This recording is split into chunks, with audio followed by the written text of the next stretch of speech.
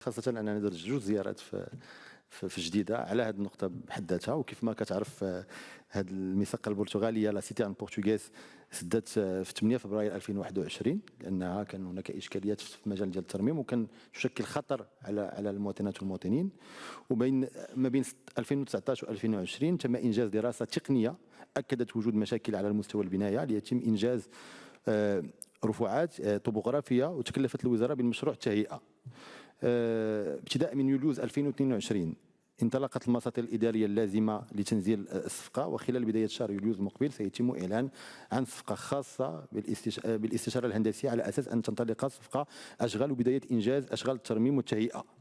وكنخبركم كذلك أنه خلال أسبوعين ستحل ببلدنا لجنة مكونة من خبراء برتغاليين لإبداع الرأي والتعاون فيما يخص الهندسة البرتغالية.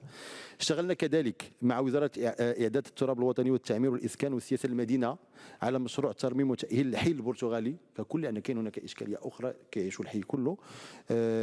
وحاليا يتم الاشتغال على دراسة تقنية لهذا المشروع على أن يتم بعد ذلك إعداد اتفاقية مشروع مندمج يروم التأهيل الحضري للحي البرتغالي بالجديدة.